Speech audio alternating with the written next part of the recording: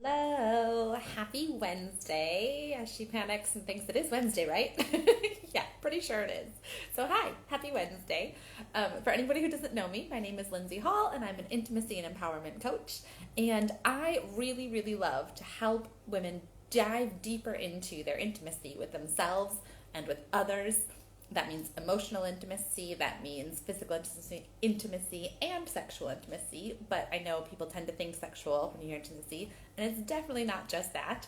So I love to help people deepen into their intimacy. I love to help women own their pleasure and their power and really just live a joyful life that they absolutely fucking love. So I do these weekly tea break chats, turn them into podcasts, where I come on and I chat about what's been going on in this week, like what's come up for me. Hey, Jasmine. So I talk about what's been going on for me, what's, just all the stuff, and then I answer the questions that you guys send to me. So I will preface this week by saying that, first of all, it's been a pretty full week. Like, I have just been back to back. I did not get very much sleep last night, and I'm just finishing up my period. But if you've been watching these for the past few months, you might know that when I'm like around my period week, my brain just goes all fuzzy and stuff doesn't come out nearly as linear. So with all of that to say, who knows what today is going to be like? But stick around for the ride. And I tell you that as well, like, not just to forewarn you, but also because you know that I'm an advocate of humanness, okay? So I don't expect anybody else to show up perfectly because I don't show up perfectly myself. And so today might be a little bit messy. It might be a little bit wiggly because that's what happens. That's life sometimes. And I could like hide away, or I could try and like shame myself into thinking I have to show up perfectly and be, like super professional. And I mean, I am showing up and I am going to talk to you about really valuable stuff. And if it's a little bit, wayward today, so be it. I am a human. I allow myself to show up human, and that is what you guys get to do too. So all of that is to sort of give you that permission slip if you need it, that like life happens, human stuff happens. Sometimes we don't get enough sleep. Women bleed once a month for the not all women, some people, are past that, but we have monthly cycles, like all of this stuff. It doesn't make us bad. It's just part of being a human. So there we go. So what has been coming up for me in this past week then, and why have I been, I say like, oh, I've just been back to back. It has been one of the most fun weeks I think I've had in a while. Okay, I've actually had some really good weeks. When I went camping a couple weeks ago, that was really bloody amazing. But this has been definitely the most fun work week I've had in a while, where I have been jam-packed full of calls. I still have plenty of free time, don't get me wrong. My whole business is about like pleasure and filling myself up first and then serving other people. So I've had downtime, but I have had so many calls with so many incredible people who have been willing to open up and share their dating after divorce stories with me. And my goodness, has it been... Gosh, I don't even know if I have enough words to describe it. It's been fascinating. It's been insightful. It's been super helpful. It's been so interesting. I put up a post a couple days ago about just saying, like, I am so in awe of all of you. Oh, good, you're feeling the same. See, sometimes we just get a little bit, like, fuzzy-headed, aren't we? Like, for whatever reason. Like, it might be the same reasons as mine. It might be something else, but, like, that's okay. Just lean into that, because on a different day, you're going to feel like, laser focused. You've got all your shit together and you're like, boom, I'm going to get all the stuff done. Like, we have those days too. So it's okay to lean into the fuzzy headedness because it all changes. It's all part of the cycle. But yeah, so I put up a post saying that I was in awe of everybody who was sharing these stories with me because like the strength and the bravery and the resilience and the determination and the vulnerability and just the sheer beauty of what everybody is sharing with me has just been like blowing my mind. I mean, don't get me wrong. I know that you guys are like absolutely powerful, amazing queens. And it's just been driving it home even more. And I have finally gotten to talk to some men as well in these dating after divorce stories, which has been also amazing. So I guess, and all of the reason I've been having these dating after divorce stories, all these conversations, is because I'm revamping my dating after divorce program, and I'm doing a collaboration with Kindling Dating for their dating coaching program. So I'm doing a dating after divorce coaching program with Kindling, and revamping my own. So I've just been trying to gather all of these stories, and I'm not entirely sure what the output of mine is going to look like yet. But some of the stories, some of the common denominators I want to share with you now. And these definitely can apply, although it's dating after divorce. If you are not divorced or you are not dating, I still recommend listening. Like, don't shut this off right now because you're like, oh, that's not me. Because this stuff is really important, even if you are in relationship or even if you are dating but it's not after divorce. Like, this stuff, listen up anyway. So one of the biggest things that I hear is that going through a big breakup or a divorce, people come through on the other side and go, I have completely lost myself. I don't even know who I am anymore. And this is why I'm saying, if you're in relationships, still listen, because you can use this opportunity to find yourself while you're in relationship as well. So don't use this as a preventative measure. But when we are in relationship, it can be so tricky how do I want to say it? Like, it can become easy to lose yourself, not through any malintent on either side, not because, not because you're weak and giving in or because your partner is controlling or anything like that. It's just, we tend to make so many concessions for our partners in trying to compromise and trying to make the other person happy and trying to, think of them all the time and be thoughtful and considerate. And all of those are lovely things. I'm not saying be a completely selfish, arrogant asshole. But so over time, all of these little concessions can end up, or sometimes it is controlling behavior too. Sometimes it is far more intentional but we can end up, so often when we come out of relationships, and I've been hearing this from the men and the women, is we've just lost our sense of self. We've lost who we are. And the first step is coming back to that. So, and it's figuring out what you like. What do you enjoy? What lights you up? What music do you want to listen to? What's your favorite kinds of food? What's your favorite clothes to wear? Like, what colors do you want to paint the walls? What art do you want up? I was talking to a man today who was saying that he moved into his new place and his walls are just white, bare. Because he's like, my wife did all the decorating and I don't know what I want up. And I said, actually, I can understand that, because although I put stuff on the walls, it was my husband who really was the one I picked the paint colors. My husband picked this beautiful blue wall, my now ex-husband, and it was in our relationship, he was the colorful one for the wall paint, where I was always, at that time, was go with a soft light color, we don't want it to be too powering.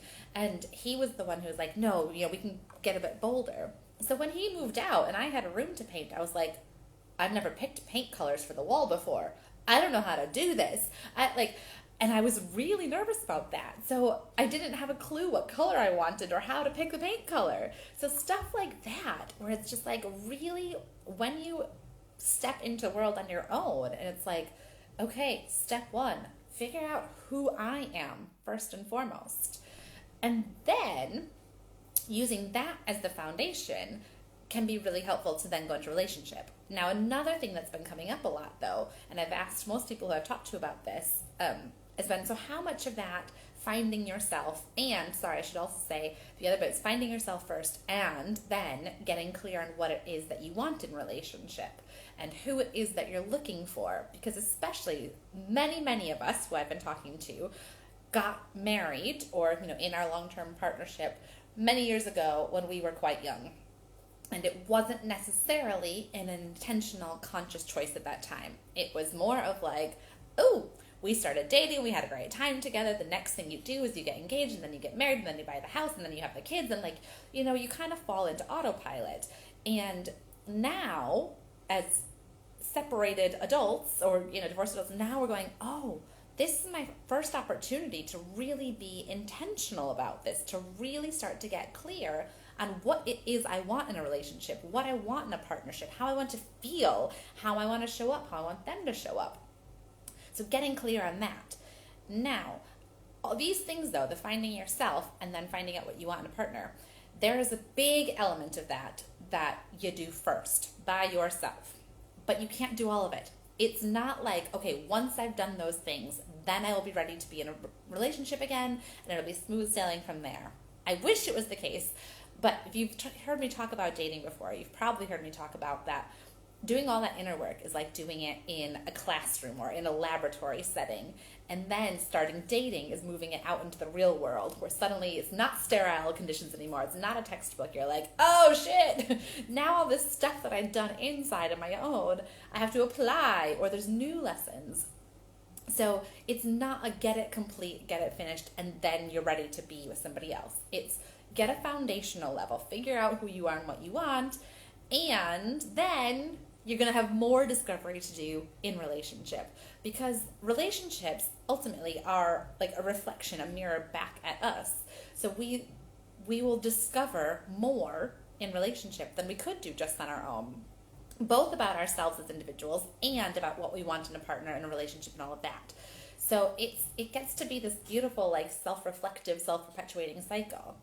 Now, equally, it can be a destructive cycle. If what's getting reflected back is then it can make it worse. Whereas what we want to do is do that work, get clear on ourselves, and then the relationship becomes this beautiful, like, self-perpetuating cycle where we get to discover more, and it gets to be more of an opportunity to learn and more of an opportunity to grow. And that is the beauty.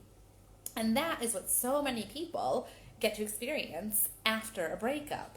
And if you are still listening to this while you are in relationship, this is why I'm saying use this as an opportunity. You don't necessarily have to go through a divorce or a big traumatic breakup to do this. If you can take this opportunity in your relationship to get clear about who you are and what you love and what lights you up and what you want in a relationship, and then evaluate your relationship based on that, you might get to reinvigorate it. You might discover, oh my gosh, like, there's actually, I've been holding myself back, and if I keep holding myself back, it could be on this, doomed trail. But if actually we use this as an opportunity to connect more, you might turn your relationship around, and, like, it gets to be this beautiful, a new iteration of the same relationship. So this applies to all y'all. So that's been coming up a lot. What else has been coming up a lot in my dating chats?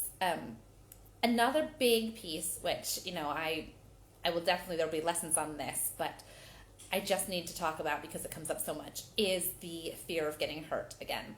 And people saying to me, like, once you've been through a breakup like that or a divorce, it can be so terrifying to go out there and start dating again, because you're going to face a lot of rejection. That's almost a guarantee. It's highly unlikely that you're going to go back into the dating world. The very first person you talk to, the very first date you go on, is going to be the one that you marry and then stay with for the rest of your life. Chances are slim. I'm not saying impossible, but chances are slim.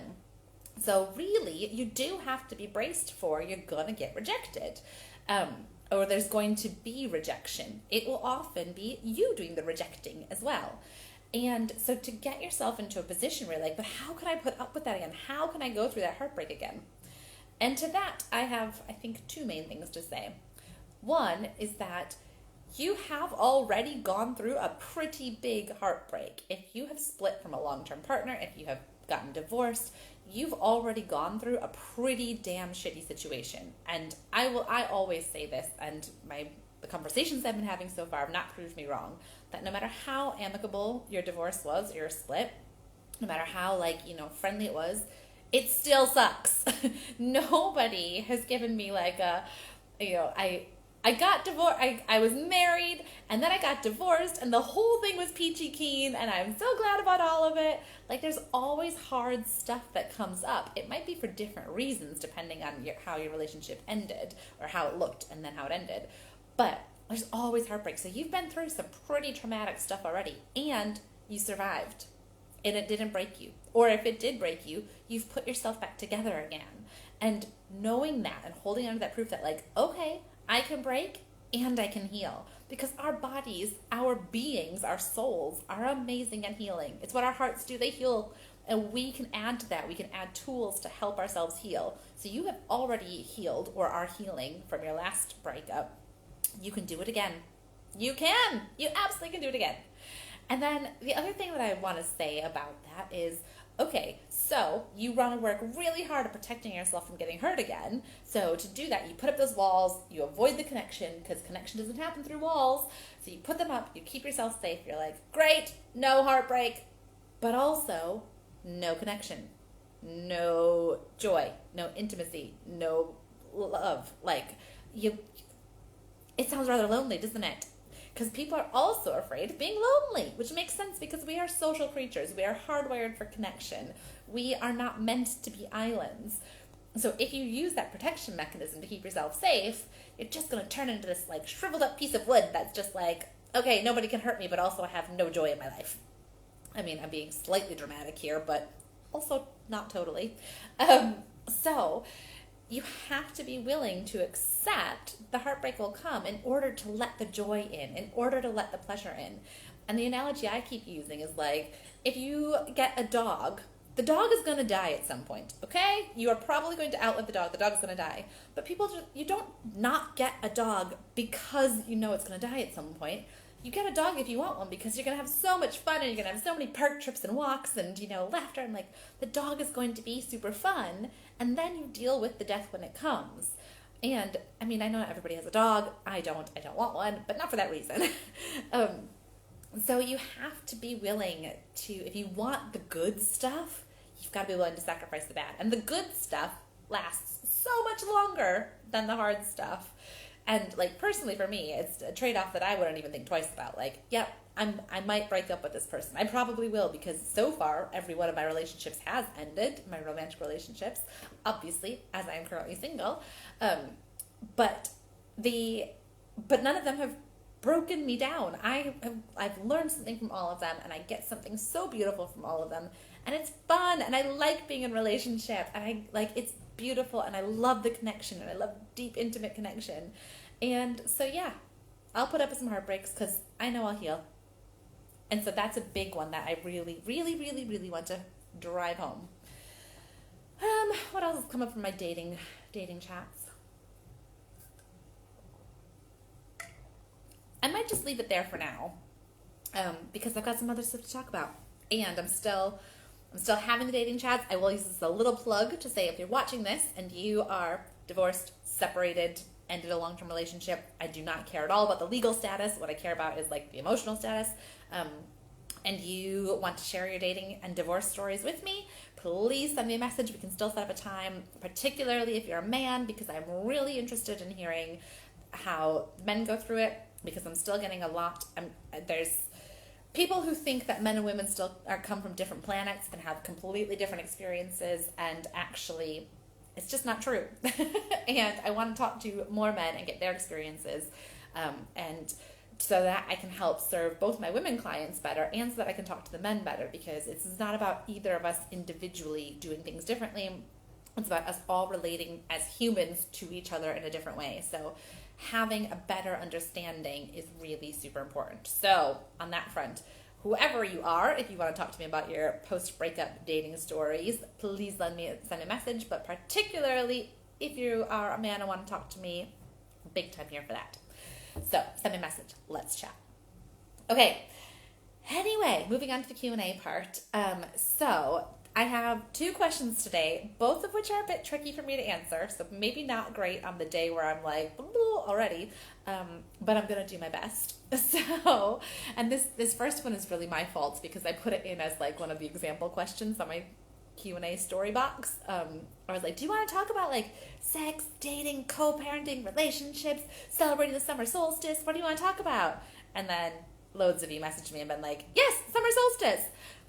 I'm not actually an expert at this. I mean, not that there's, necessarily such a thing as an expert, but this is it's a thing that I'm learning about, like, definitely in real time. So let me just preface by saying there will be other people who know far, far more about this than I do. But I am learning about it because I'm embracing my witchy ways. And I've got a beautiful teacher who last week we had a call about the summer solstice, which is why it was on my mind. It is today. It is the 21st of June.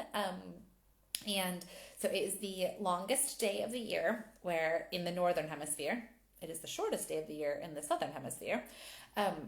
But for those of us in the northern hemisphere, where it's the longest day, it is really, the summer solstice is a celebration of light, because it is the day with the most light. There's a celebration of light, and it's also a recognition that the days are going to get shorter now, and that up until now, it's been this building energy, And from here, it's the turning point where the days start to get darker again. And I know, most of you probably know that part because I always hear loads of grumbling about like, oh, it's going to get dark again now. But it also gets to be this recognition of the beauty of both of them, the beauty of the light, and that we have so much light right now, but the beauty and the recognition that the darker days are going to bring too, because every season has beauty in it. Every season has something to offer us, has something beautiful. So for this summer solstice, for this celebration of light, a very traditional way to honor it is fire, which I love. So I've actually bought a summer solstice candle. So my favorite candle maker, if you are in England, is called the Peak District Candle Company. I'm obsessed with most of her candles. She did a special summer solstice candle. I probably shouldn't be like promoting it because you can't get it anymore. It was a limited edition a few days ago. But I got a summer solstice candle from her. But it can be a candle, it can be like a bonfire. There's lots of like the traditional way of celebrating it is with bonfires. And so really and letting that be part of the celebration of the light, as well as, candle, like fire, you can only see, or you see better in the darkness. So again, it's the celebration of knowing that the darkness is coming as well, and really honoring both. It also gets to be a chance to celebrate. Like, this is a fun time of year. There's lots going on. It's this and for so many of us, we do feel at this time of year that this is when things really start to heat up for the summer. And I mean that in a social calendar kind of way and in an energetic kind of way. So, a lot, like in America, schools are out for the summer a lot of the time now. In England, we still have about 5 weeks left. 4 weeks? I don't know, a long time. But, so schools are wrapping up, people are graduating.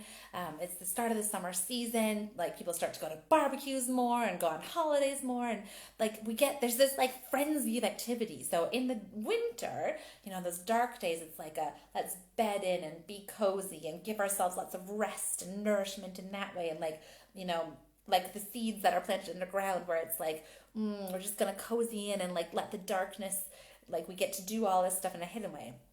The summer is all the seeds that we planted have bloomed. Things are coming into full bloom. It's here's the chance, the excitement and the energy is here, and you get to thrive off of that. So it's celebrating all of the stuff that's going on and all the cool stuff. And it's a chance to look at what needs to be released. Because again, as we are now going to be moving towards the fall and towards the winter and towards the darker days, that's when there's going to start to be, the leaves will turn and the leaves will fall off the trees. And we're not there yet. And, when we get to some of the later seasons, we'll do more celebrations of that. But the summer solstice gets to be a chance to start thinking about that as well. So celebrate what needs celebrating and start to think about, but what needs to be released as well? What do I want to let go of, maybe to make room for more celebrations?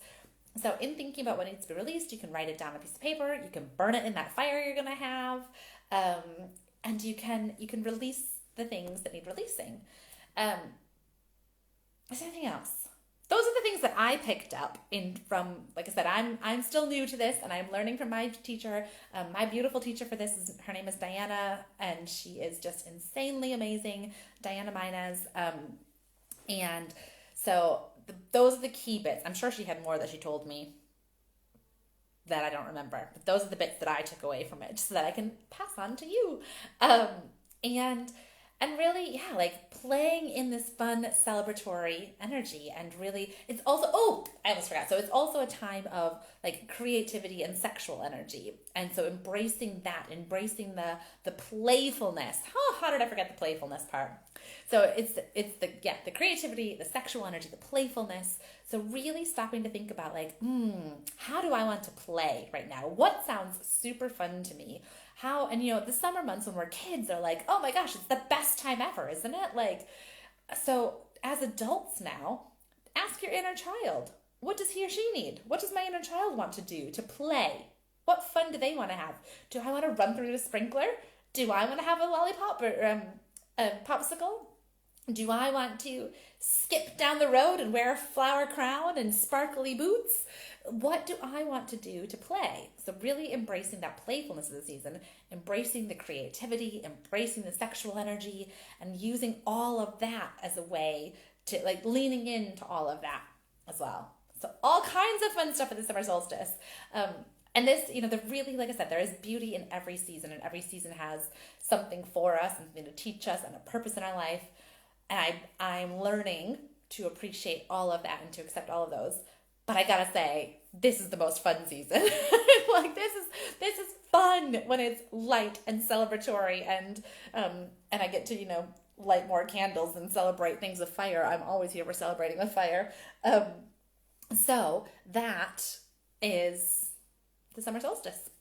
Okay. Oh, I've been talking a lot today. I thought this was going to be a short one, but I'm talking loads. Okay, this last question is actually really big, so I have no idea how I'm going to answer it quickly or completely, but also luckily the woman who sent it already said we might need to do this on a one-to-one coaching call, and I think that you are absolutely right. I think we're going to have to do this more, but I promise when people send me questions to do them, to answer the coaching questions here. So I will give you my few-minute version, and then let's chat, because I think we're going to need more. So the question was, when you are in a relationship that is already struggling and you realize that you want to explore your own sexuality more, what do you do? Excellent question. And my short answer is it always comes down to communication. Communication. I will always preach that. And being willing to be vulnerable and share that with your partner. And it can be really hard. It really can. It can be so hard to say, and like I said, we're going to have to go into this more individually, but it can be really hard to say something like, I'm not satisfied in our sex life, I'm not getting what I need from this, I maybe want to explore with another person, I might actually be curious about somebody in the same gender or a different gender, I'm not sure if, I'm exploring like who turns me on, I'm exploring, there can be all of those things that could be where you want to go explore. Maybe there's other stuff too. Maybe it's that I want to, I feel like I want to explore kink in a way we haven't done before. Maybe it's I want to mind blank. You get what I'm saying? There's lots of things that you could be wanting to explore. And when you say those to your partner, it can be really scary because you could be facing rejection. They might not want to. They might think that you're weird or crazy. They might feel like they're not doing a good enough job. You might be worried about hurting their feelings. You might be worried about hurting their sense of like, I thought I was providing that for you and now you're telling me I'm not. There's lots that is scary about that. I get it. And this, like, sex is a very intimate topic. It is the top of the intimacy pyramid. So I don't know if you've heard me talk about this before, but my mentor, Chelsea Page, always talks to me about the intimacy pyramid, where it starts with intimacy of self, emotional intimacy with someone else, physical intimacy, and then sexual intimacy is the very top of the pyramid. So it's very intimate sexual stuff. And so that makes it very scary sometimes, but it's also necessary. If you're feeling like you want to be exploring your sexuality in whatever way that looks like, you've got to communicate it, because keeping it to yourself is just going to put up more barriers and more blockages and make an already struggling relationship struggle even more. Disconnection is like the biggest problem in relationships, like ending, because without connection, you don't have that relationship. So you've got to be able to talk to them, and you've got to be able to open up and be vulnerable, be scary, and accept that they're going to have their thoughts about it too. And it's not your job to fix their reaction to it. So if it's something like, I'm wanting to explore with a different partner and that upsets them because then they're not feeling good enough, or like, they've provided enough. It's about being sensitive to that and understanding that that could be their reaction, but also it's not your job to fix that for them. It's not your job to not say it so that they don't get hurt. You still need to speak your piece, but in a considerate, sensitive, thoughtful way. But holding things back is just never, ever the answer. The more you hold in, the more problems you run into. So communication. Have I stressed that enough? You got to talk to your partner. Yeah.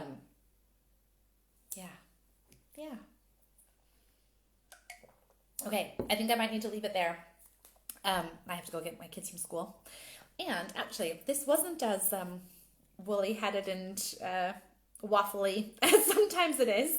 Sometimes if I'm like right at the start of my period, it's worse, whereas I am coming up the other side of it now. So maybe that's why. um, so I will end the way I always end, which is by saying, first of all, thank you for being here and for listening and for chatting with me. I really do want this to be a conversation. I know that I just sat here and like talked at you, but I want these to be two-way conversations. I want these to be dialogue. So whatever came up for you, if something was like super interesting, if you want to hear more, if you're like, oh, that triggered something in me, or whatever it is, please get in touch. Let's talk about it. You can put a comment in the comment box. You can send me a message. You can send me an email. If you're watching this on YouTube, you can comment, or you can get me on Instagram at Lindsey Hall Coaches. Send me a DM. My email address is lindsey.hall.coaches.com. Nope, it's not. It's lindsey.hall.coaches@gmail.com, even, because that's what an actual email address is. And so keep the conversation going. And if you're interested in working with me as a coach, because, I'm a coach. So you can check out my website, lindseyhallcoaches.com, and you can see the ways to work with me on there. I've currently got some classes for sale that you can just buy on like blowjobs and self-pleasure and divorce stuff. I also do one-to-one coaching, which is what person at the end here we need to talk about. And if you're feeling like this too, if you're like, oh, I want to explore my sexuality more, or oh, I want to explore my relationship more, or oh, my relationship's struggling. Hi, I'm here for all of that. That is what a coach is for. That is what I'm here for. Send me a message. Let's talk, okay? I currently have taster sessions available, so if you've never done any one-to-one coaching with me before, you can get a 15-pound coaching session as a taster, and then after that, we can talk about what my full packages are like. They are on my website as well. So yeah, I would love to talk to you about your coaching stuff. It's what I do. It's what I'm here for. I fucking love it.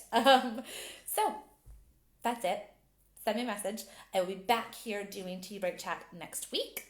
You can always send me your questions. So I put them up in a story box on Instagram on the Tuesday. That's the story box. I put the question box up on a Tuesday. You can do it there on Instagram, or if you're watching this on YouTube or somewhere else, you can send it to me however you want. Send me your questions and I'll answer them next week. I think that's it. Okay. Thank you very much. Gonna go get my kids now. Have a wonderful rest of your day. Bye.